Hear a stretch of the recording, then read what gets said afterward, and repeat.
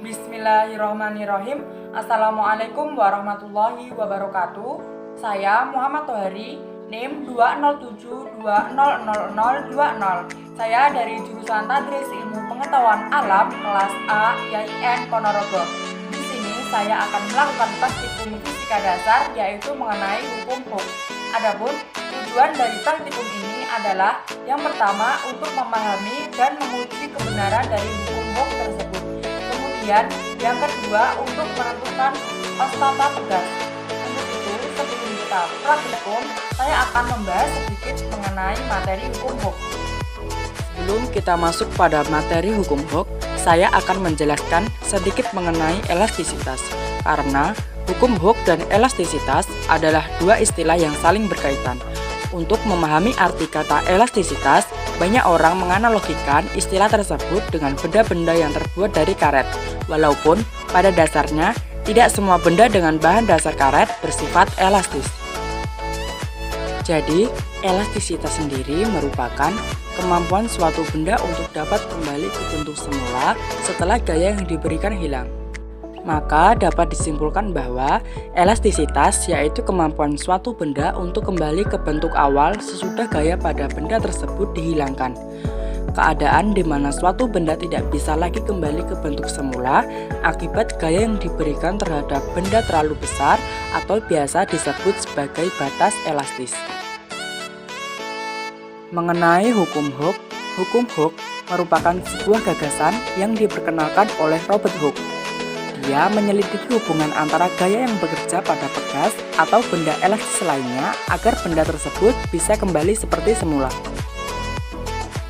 Bunyi dari hukum Hooke sendiri yaitu, jika gaya tarik yang diberikan pada sebuah pegas tidak melampaui batas elastis bahan, maka pertambahan panjang pegas berbanding lurus atau sebanding dengan gaya tariknya.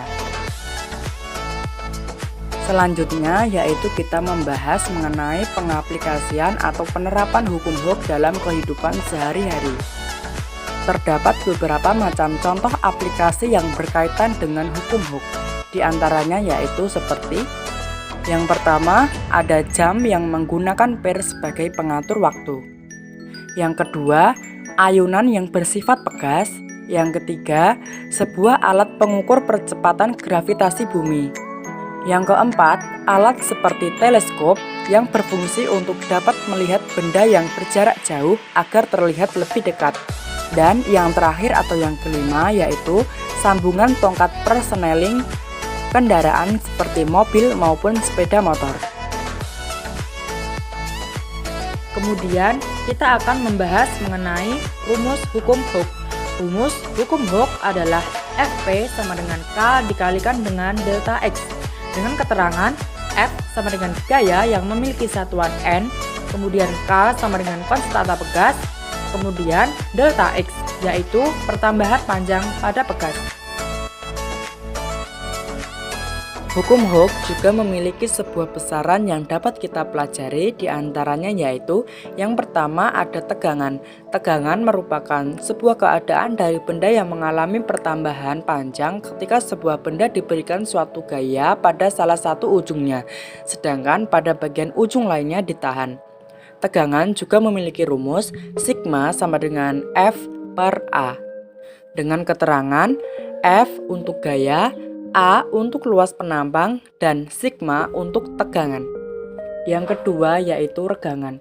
Regangan merupakan sebuah perbandingan antara pertambahan panjang kawat dalam X meter dengan panjang awal kawat dalam X meter.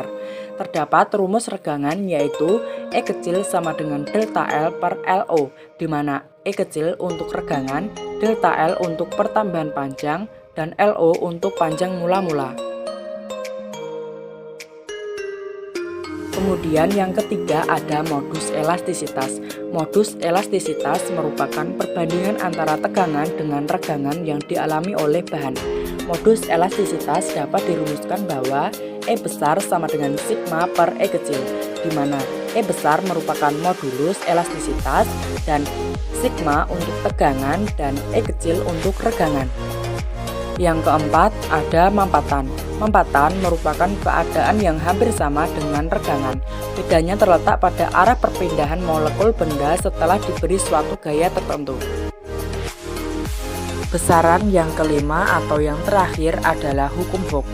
Seperti yang telah diketahui tadi bahwa hukum Hooke memiliki rumus F sama dengan K dikali delta X.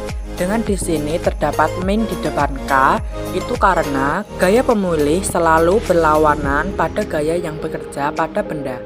Alat dan bahan yang dibutuhkan untuk melakukan praktikum ini adalah yang pertama ada statif, kemudian yang kedua ada pegas, yang ketiga ada alat tulis untuk menulis, kemudian yang keempat penggaris, dan untuk bebannya di sini menggunakan ukuran yang berbeda-beda, yaitu yang pertama ada 50 gram, kemudian 100 gram, dan ketiga ada 200 gram. Untuk melakukan praktikum, langkah awal yang kita lakukan adalah mengukur mula-mula panjang dari pegas tersebut. Kita ukur terlebih dahulu. Panjang mula-mula pegas adalah 6 cm.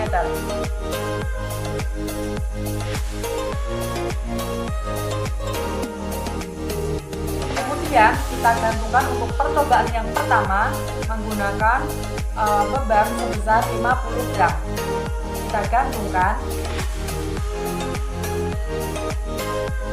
Kemudian kita ukur kembali.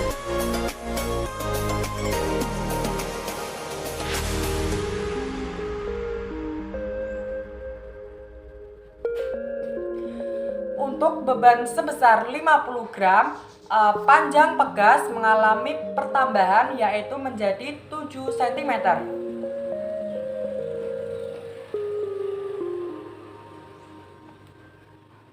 Kemudian kita menggunakan beban yang kedua atau percobaan yang kedua yaitu menggunakan beban berukuran 100 gram.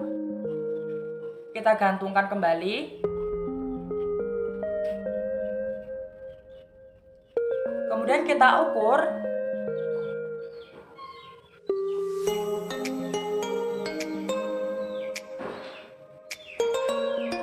Untuk beban bermasa 100 gram, pegas mengalami pertambahan panjang yaitu menjadi 9 cm.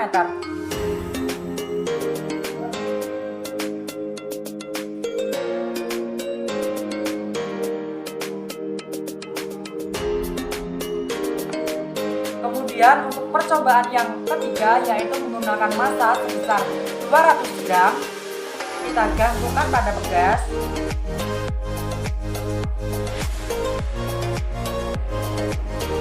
Kemudian kita hitung panjangnya, kita ukur.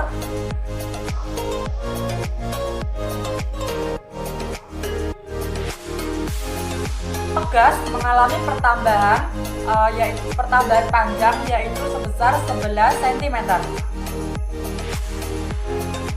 Selanjutnya yang akan kita bahas adalah pembahasan. Pembahasan yang pertama yaitu pada percobaan pertama. Diketahui M sama dengan 50 gram, G sama dengan 10 meter per sekon kuadrat, X1 sama dengan 6 cm, dan X2 sama dengan 7 cm. Untuk itu yang ditanyakan adalah K atau konstanta pegas. Untuk menentukan K, kita membutuhkan 3 rumus. Rumus yang pertama untuk mencari gaya, dengan rumus F sama dengan M dikali G. Sama dengan 50 gram kita jadikan ke kilogram yaitu 0,05 dikali 10 meter per sekon kuadrat menghasilkan 0,5 Newton. Selanjutnya adalah rumus yang kedua. Kita akan mencari perubahan panjang dengan rumus delta X sama dengan X2 min X1 sama dengan 7 cm dikurangi 6 cm yaitu 1 cm. Kemudian kita ubah menjadi meter yaitu 0,01 meter. Lalu kita masuk ke rumus yang ketiga yaitu untuk mencari K atau konstanta pegasnya menggunakan rumus F sama dengan K dikali delta X, dengan F 0,5 Newton sama dengan K dikali 0,01 meter. K sama dengan 0,5 Newton per 0,01 meter menghasilkan 50 Newton. Selanjutnya yaitu pada percobaan yang kedua, diketahui M sama dengan 100 gram, G sama dengan 10 meter per sekon kuadrat, X1 sama dengan 6 cm, dan X2 sama dengan 9 cm. Untuk itu yang ditanyakan adalah K. Untuk menentukan K atau konstanta pegas, kita membutuhkan 3 rumus, yaitu yang pertama untuk menentukan gaya, F sama dengan M dikali G sama dengan 100 gram kita jadikan ke kilogram, yaitu 0,1 kilogram dikali 10 meter per sekon kuadrat menghasilkan 1 Newton. Kemudian untuk rumus yang kedua yaitu kita menentukan perubahan panjang dengan rumus delta X sama dengan X2 min X1 sama dengan 9 cm dikurangi 6 cm, yaitu menghasilkan 3 cm. Kemudian kita ubah menjadi meter, yaitu menjadi 0,03 meter. Untuk rumus yang ketiga yaitu kita menentukan K atau konstanta pegas menggunakan rumus F sama dengan K dikali delta X, dengan F 1 Newton sama dengan K dikali 0,03 meter sama dengan 1 Newton per 0,03 meter menghasilkan 33,3 Newton. Yaitu pembahasan yang terakhir atau percobaan yang ketiga, diketahui M sama dengan 200 gram, G sama dengan 10 meter per sekon kuadrat, X1 sama dengan 6 cm, dan X2 sama dengan 11 cm. Untuk itu yang ditanyakan adalah K atau konstanta pegas. Untuk menentukan K, kita membutuhkan 3 rumus, yaitu yang pertama untuk menentukan gaya, yaitu F sama dengan M dikali G sama dengan 200 gram kita ubah menjadi kilogram, yaitu 0,2 kilogram dikali 10 meter per sekon kuadrat menghasilkan 2 Newton. Kemudian untuk rumus yang kedua yaitu mencari perubahan panjang dengan rumus delta X sama dengan X2 min X1 sama dengan 11 cm dikurangi 6 cm, yaitu 5 cm, kemudian kita ubah menjadi meter, yaitu 0,05 meter. Kemudian untuk rumus yang ketiga kita mencari K, yaitu menggunakan rumus F sama dengan K dikali delta X, yaitu F 2 Newton sama dengan K dikali 0,05 meter. K sama dengan 2 Newton per 0,05 meter sama dengan 40 Newton. Kesimpulan pada praktikum kali ini ialah beban atau massa yang diberikan akan mempengaruhi perubahan panjang pada pegas. Semakin kecil beban yang diberikan, maka pertambahan panjangnya semakin kecil. Begitupun sebaliknya, semakin besar beban yang diberikan, maka pertambahan panjangnya juga semakin besar.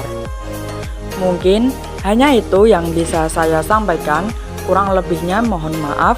Akhiran wallahul muwafiq ila aqwamit thoriq. Assalamualaikum warahmatullahi wabarakatuh.